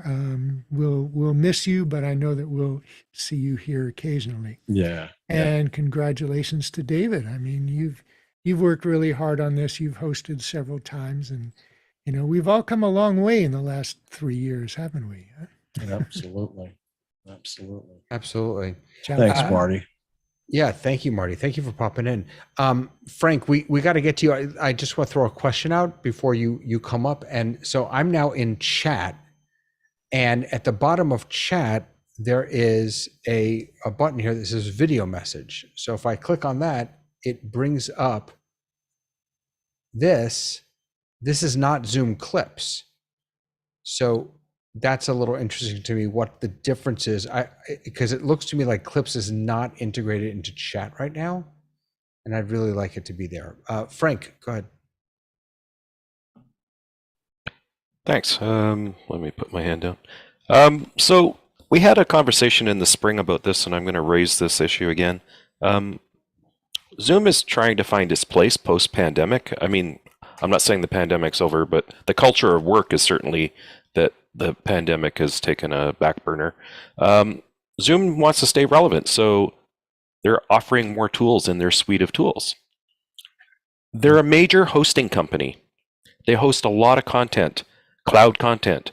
They make money every month from storage. It's in their best interest to have more tools that rely on cloud storage. They'll make more money and they'll be more relevant if they do this. I'm sure they have more products lined up. to stay relevant. They have email, they have calendars, they have basically Slack, which is team chat. They have all these new offerings that basically compete with other suites of tools from Microsoft and Google and other competitors in this space. Of course, they're going to have tools like this. Are they better or worse? Time will tell. This is beta, right? But it's definitely a business strategy, I think, that they're trying to become more than just meetings. And, we'll see how successful they are. But quite often users, once they know a tool well, they tend to stay in that tool. I know a lot of people who use PowerPoint for everything. They, because they use it all the time, they're familiar with it. When you have a hammer, everything looks like a nail, that old analogy. So, yeah, if you can keep people in your platform and you give them more things to do in the platform, you're less likely to just cancel your subscription, right? Frank, do you feel like those other services that you just mentioned, are those picking up steam? Because I don't feel that way. It really depends what industry segment I think you're involved in. Most in education, which is what I'm the most familiar with, almost every major higher educational institution has a Microsoft 365 license for the campus, and there's Teams and there's everything else. And Microsoft is also developing more offerings in their platform. And there are some people questioning the value of having two video conferencing systems at the same time, or are we getting enough use out of Zoom because everyone's back in the office? So, I think Zoom's looking post-pandemic and saying, how do we stay relevant? We'll always have a core amount of people who like having meetings on Zoom, but there'll certainly be people saying, are we getting our money's worth? And by doing these things, it makes them more relevant, and it probably retains users. In recruiting, and I think in marketing, it's harder to get a new person than to retain someone you've already got a relationship with. So keeping the people from leaving Zoom is important to Zoom's business culture, and having new tools like this. And they all hinge on their cloud service and their storage, and they have a huge amount of cloud storage and infrastructure supporting that. Of course, they're going to build tools around it and leverage that, and the metadata and everything that goes with that. Like, it makes complete sense, right? Yeah. Lois, do you want to chime in? So I wanted to back up a little bit. You put a link in the chat. I went there, I looked at it. And then I was thinking, now, how could I search for tags or keywords or whatever? How could I search for anything? I couldn't find a way to back out a level to get to something that has this and whatever else you have. So I don't know if that doesn't exist or if it just isn't as obvious as it could be. I think this would be definitely a competitor for YouTube for little things. And I don't know if it would be for big things, but do you know if there's a place where you can see all of the things you've put up? Does anybody know? Well, you can see all of your own clips. So if I were to do, let me just do another one just for the sake of having more than one up here. But you put a link up there. Correct. The person who is not you, can they see all of your clips at one time? Right. No, unless if you haven't shared it with them, then no. And David, I'll mention that I also watched your clip, but it does not show up in the clips shared with me link in the clips window. So the fact that you didn't directly share it with me, I can watch it, but it does not show in the specific clip window for me as something that I can now search through. I'm assuming that I will eventually have some things there that people have shared with me, and I can probably then search by tag. So you can, so what you're saying is the search feature, right? You can only, why is this not pasting? You can only search clips that you have access to. Yeah, that have been a directly shared link with you. isn't necessarily giving you access to a clip. I mean, it does, but it's not really a, hey, Frank, this is you. I'm shared this with you. You've provided a link that anybody who gets that link can have. It doesn't mean it's forever shared with them personally. That's it. Yeah. So now I've got two here. One of them I put a tag on, the other I didn't. And so now I've got up here at the top, search clip by name, last created, select a tag, and I can search for the ones that just have that tag. I just put my email into the chat. I'm wondering if you could share one of those directly with me via chat or via that share dialogue. Yep, I can do that. Your email may show up here. I don't know if that's Yeah, no, okay. I put it into the everyone. Okay. Right. I put it into the public. It's my business email. Anyone can always feel free to reach out. So I'm going to click share. That's it. All right. So if I can, I'll just do a quick screen share. And boom. And so now this shows up in all my clips and in shared with me. Yeah.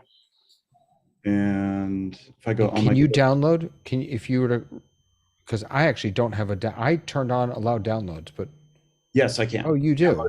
Profile. See, I can't. That's so interesting. I don't have a download. The download ability from the client is not currently working. So it's not on the Oh, it's in menu. the It's going to be a just in the couple of cloud. weeks. You have to go to the cloud.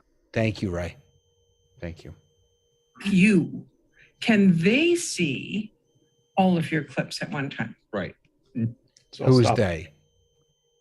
No. That was the video. I was just playing back the video. And that was Lois speaking while you You're were. getting a ghost of Yeah. Sorry. So yeah, I just watched a little bit of it.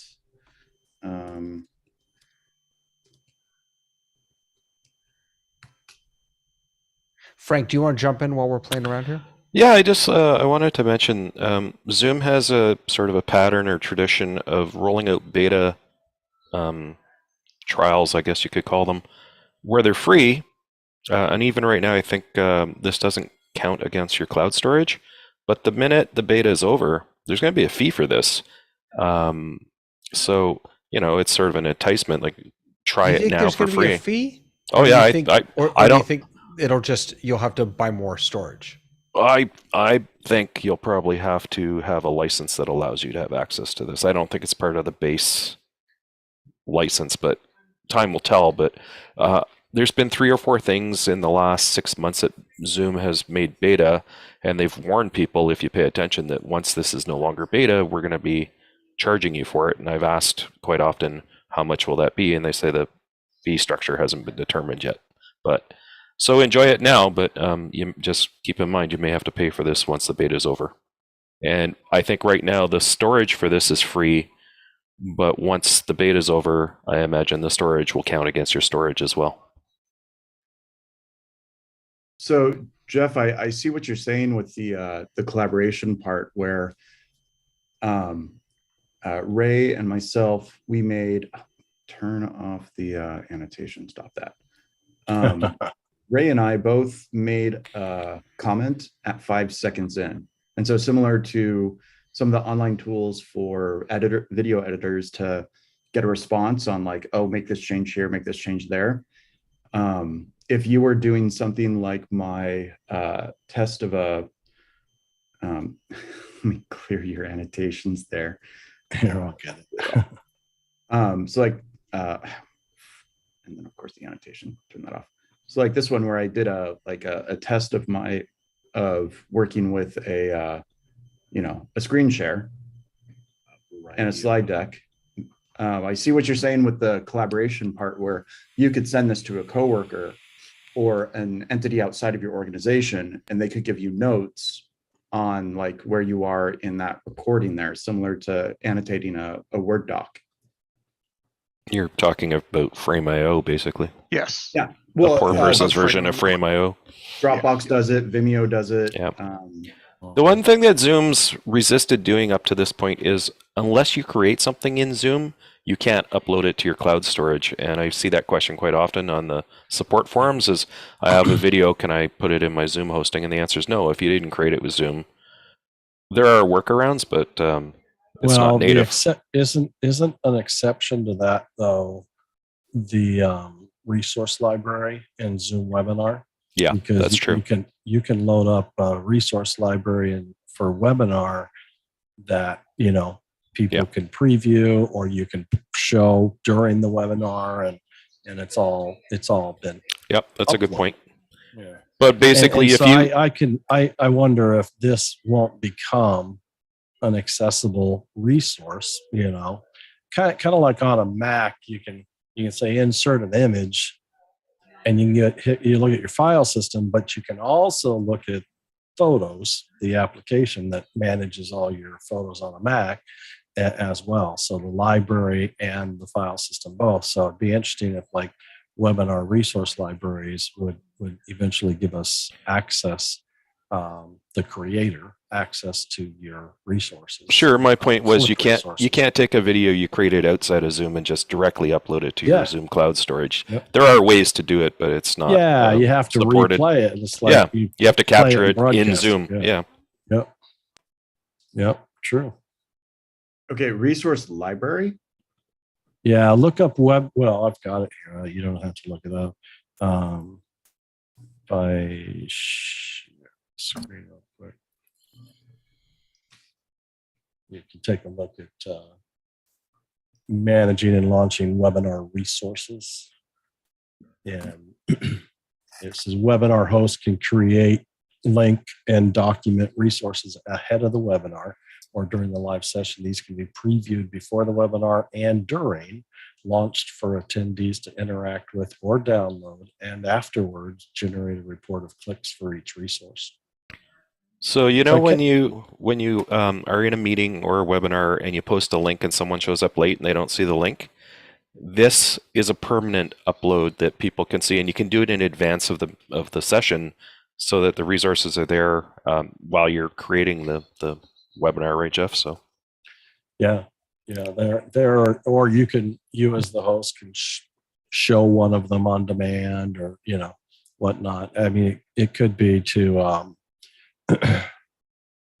Dale's point, it could be a library that's used that is that requirement in. It's like on your way in, maybe you saw the intro video in the waiting room, but now that you're in, you have to go through these next 3 videos, and play them, and the host will validate that. When you're finished, then you're in the queue to be brought in further, or whatever the case may be. I think there's a lot of, I see some of these tools coming out from Zoom that provide us, the user, the flexibility from different organizations and verticals, and individuals and churches and big companies, where as what's super satisfying about being like a software developer is you're like, holy smokes, you're doing that with the tool I created. I never even imagined that, and I think that's what Zoom is really tracking, is out of these nuggets of tools that are being developed and released and so forth, is how are people and organizations getting creative with them, and what are they trying to do with them, in a sense. Sometimes we look at new releases as users and say, what are we supposed to do with this, and then maybe eventually we'll press on it harder and realize that it can't do that, but now you have a wish, right? And so maybe you put in a feature request or complain about it, one or the other. And but I think that's what I mean, I can easily and quickly see clips becoming a resource library that I have access to, that you can have access to. If I share a clip or whatnot, that is potentially available to me as the host on my account, all those resources are always easily pull-upable, if you will, in any meeting that I host. I may not ever use them, but I should be able to at least, reach them and pull them in and so that's forth. why tagging is so important, though, because they don't have a folder structure. So tags will be your folders. Yeah. Well, and the world's been trying to go there for a long time, actually, and some environments do really well with tags, which is this freedom of folder management, right? And, like I've got probably 28,000 photos in my Apple Photos, library. And there are albums, you can make albums, but you're not literally moving, that's all metadata, right? That's just membership metadata. And I certainly remember the days when I was strictly a Windows person of managing folders and folders and folders. Way back when we were completely limited to, the length of the path and all that jazz. It was crazy. 8.3 file names. How about that? All right. It's crazy. All right. Yep. You're muted, dude.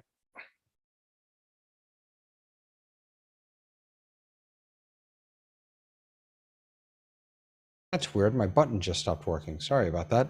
I was just saying, Ken, come on in.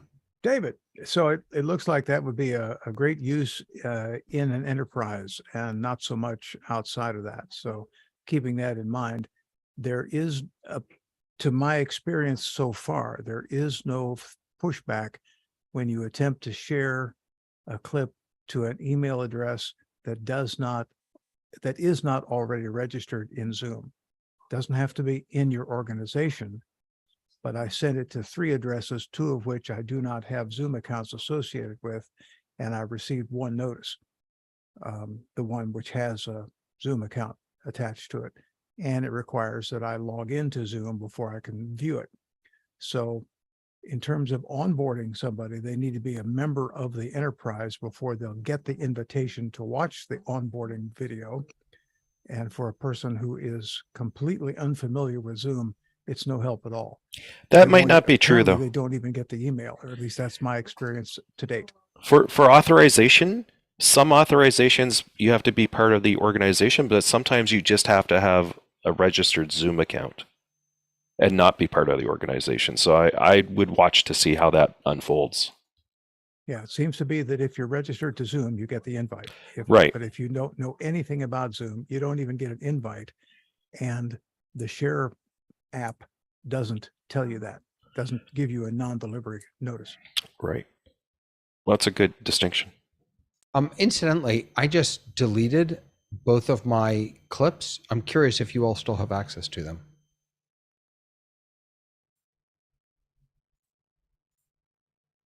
So while you all are looking on mine, I just created a new one. And so my options are anyone with the link, anyone in my org, or invited members only can access the clip. And now that I've deleted those, they've deleted from yours also. Yeah. Okay. I still have the browser window open with your David Paskins clip -2, and I can still watch it. Oh, okay. Yeah. Oh, where'd my camera go again? It's probably in your cache, though, right? Probably. Yeah, it's got to be cached in the browser because I clicked on the link from the chat window and it says with an icon, clip does not clip. Yeah, we need to fix this. It says clip not exist.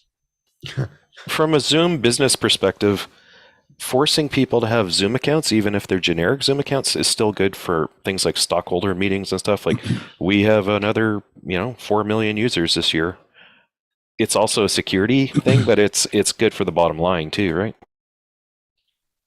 Yeah, well, yeah, and they're gonna be playing a resource that's being hosted by the Zoom cloud, and I don't know if it's tied to it or not, but if when you have for meetings anyways, you can require authentication. I mean, I just there's a part of me that I look at security pieces that say if you can see this ask, whatever's being asked for, easily in many other places, whether it's voter registration, going to the grocery store, things that, going to online banking. I mean, if you can see that those that type of data is being asked for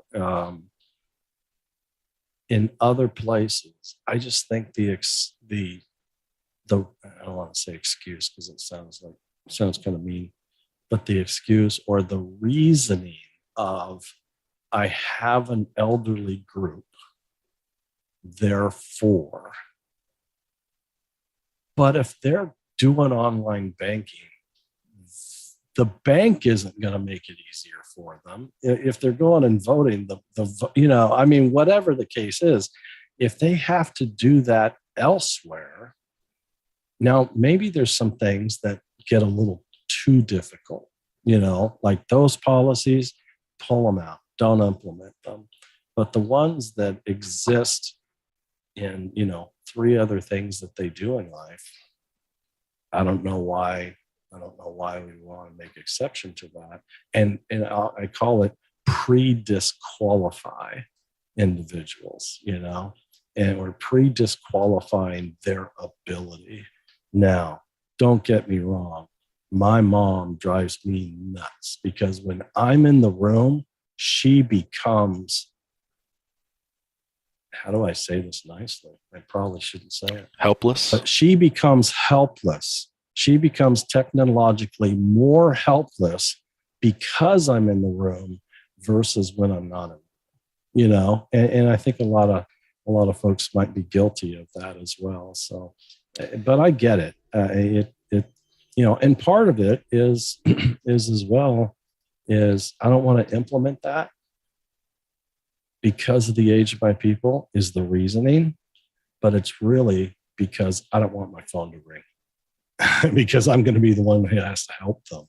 That certainly could subconsciously support the decision making as well. So it's a tough one. So all you really have to do is record a clip and share that clip with them that shows them how to do it, and it makes it easy. Yeah, right? except they can't see it because they can't log in to Zoom. Let me just now that Jeff has brought us full circle, I am making Jeff host of this meeting now, so he can decide when to end it. Jeff is officially in charge again, mostly because I have to go to the bathroom. But it's only been 2 hours and 11 minutes. That would be like the shortest Zoom test kitchen in history. It's 3 to 5 Eastern, isn't it? I have it blocked out on my calendar. Do you not realize that Mike Lotta and I have disconnected 6 hours later? We don't do that all the time, but I do have to go because I have to get prepared to go fly this parade. But David, wrap it up. Go ahead and feel free. The only thing to wrap up is to say thank you, Jeff. We'll be here next Friday. I'm looking forward to seeing all of you. We'll continue playing around, see if anything changes and grows with the clips and all the other stuff that's coming up, and just grateful for this community. Yeah, likewise. See you, everybody.